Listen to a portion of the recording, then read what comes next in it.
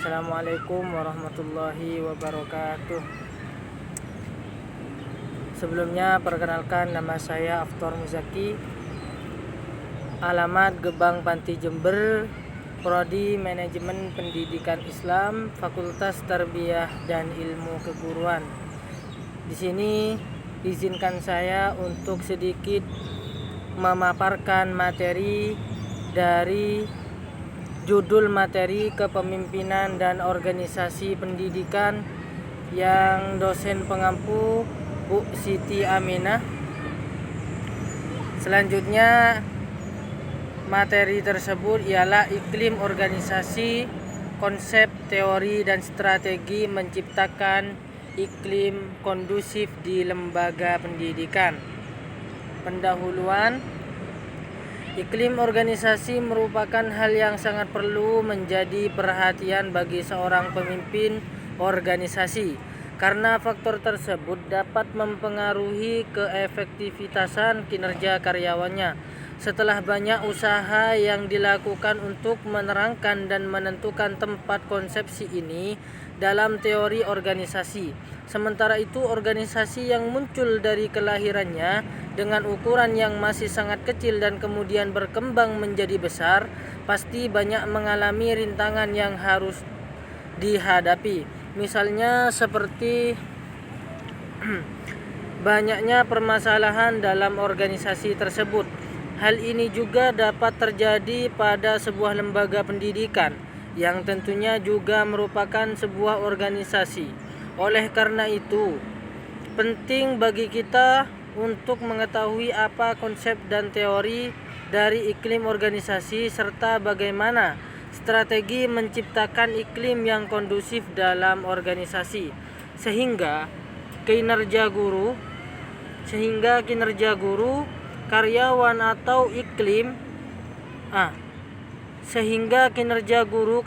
atau staf yang bertugas di lembaga pendidikan pada umumnya serta sekolah secara khusus dapat menjadi lebih baik. Konsep iklim organisasi. Di sini ada beberapa para ahli yang berpendapat terhadap konsep iklim organisasi. Mungkin audien bisa membaca sendiri di PPT yang kami paparkan di sini. Selanjutnya, kesimpulan dari beberapa pendapat yang dikemukakan barusan, yaitu dapat disimpulkan bahwa iklim organisasi merupakan keadaan mengenai karakteristik yang terjadi di lingkungan kerja yang dianggap mempengaruhi perilaku orang-orang yang berada dalam lingkungan organisasi tersebut.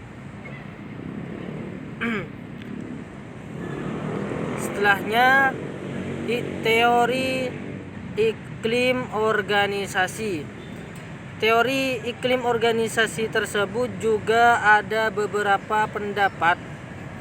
beberapa teori mengenai iklim organisasi yang dikemukakan antara lain oleh seorang ahli, Abdul Aziz Wahab, membagi iklim organisasi menjadi beberapa macam. Di antara lain, iklim organisasi terbuka, 2 iklim organisasi mengikat, 3 iklim organisasi tidak mengikat, nomor 4 iklim organisasi tertutup. Dan pendapat yang nomor 2 yaitu Davis menyebutkan bahwa iklim organisasi dapat berada di salah satu tempat pada kontinum yang bergerak dari yang menyenangkan ke yang netral sampai dengan yang tidak menyenangkan. Majikan dan karyawan menginginkan iklim yang lebih menyenangkan karena maslahatnya, seperti kinerja lebih baik dan kepuasan kerja. Unsur-unsur yang mengontribusi terciptanya iklim yang menyenangkan adalah 1. Kualitas kepemimpinan, 2. Kadar kepercayaan, 3. Komunikasi ke atas dan ke bawah, 4. Perasaan melakukan pekerjaan yang bermanfaat, 5. Tanggung jawab, 6. Imbalan yang adil, 7. Tekanan pekerjaan yang nalar. 8. Kesempatan. 9. Pengendalian struktur dan birokrasi yang nalar. Dan 10. Keterlibatan pegawai partisipasi. Dan pendapat yang nomor 4 yaitu dari pendapatnya Halpin and Croft menyatakan bahwa berdasarkan anggapan bahwa iklim organisasi merupakan persepsi dari anggotanya, maka ada beberapa faktor yang membentuk iklim organisasi, yaitu keterpisahan, rintangan, keakraban, kejauhan, tekanan pada hasil maksudnya, dorongan atau dalam kurung motivasi dan semangat. Dan yang nomor 4 yaitu pendapatnya Likers, di mana Likers teori yang disebut Likers manajemen sistem teori. Dari sistem tersebut Likers mengungkapkan bahwa ada 4 sistem manajemen yang membentuk iklim organisasi, yaitu sistem penguasa pemeras, sistem penguasa pemurah, sistem penasehat, dan sistem kelompok partisipasi.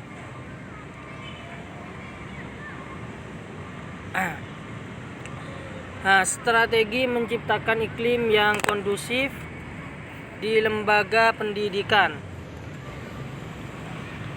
Seorang peneliti terkenal yaitu menarik kesimpulan dari riset yang selama 22 tahun dilakukannya tentang kondisi yang memungkinkan seseorang untuk memunculkan kreativitas dalam organisasi. Kreativitas akan muncul apabila 3 komponen utama dimiliki secara bersamaan. Yang dimaksudkan di sini adalah informasi-informasi penting yang dimiliki oleh seorang yang berupa fakta. Semakin banyak fakta yang diketahui, maka akan semakin banyak potensi ide yang dapat dikembangkan menjadi sebuah inovasi. Creative thinking skill merujuk pada seberapa fleksibel dan imajinatif seorang individu dalam mencari pendekatan yang paling efektif untuk menyelesaikan masalahnya. Jika seorang semakin giat menggali berbagai alternatif solusi yang mungkin digunakan untuk memecahkan masalahnya, maka semakin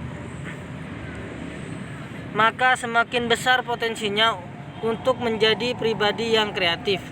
Komponen yang terakhir adalah motivasi yang mempengaruhi oleh beberapa besar individu tertarik pada suatu bidang. Individu akan lebih terpacu dan kreativitasannya ketika dirinya dimotivasi oleh kepuasan dan tantangan pribadinya untuk menyelesaikan tugas. Selain faktor internal, di sini juga disebutkan ada pula beberapa faktor eksternal yang dapat menstimulasi munculnya kreativitas individu dalam sebuah organisasi. Salah satunya bisa dibaca sendiri di sini di PPT yang sudah saya paparkan. Selanjutnya yaitu kesimpulan. Dari hasil paparan di atas dapat diperoleh kesimpulan sebagai berikut. 1. Organisasi adalah suatu sistem yang saling mempengaruhi antar orang dan kelompok yang bekerja sama untuk mencapai tujuan tertentu. Terdapat faktor yang dapat menimbulkan organisasi, yaitu orang-orang, kerjasama, dan tujuan tertentu.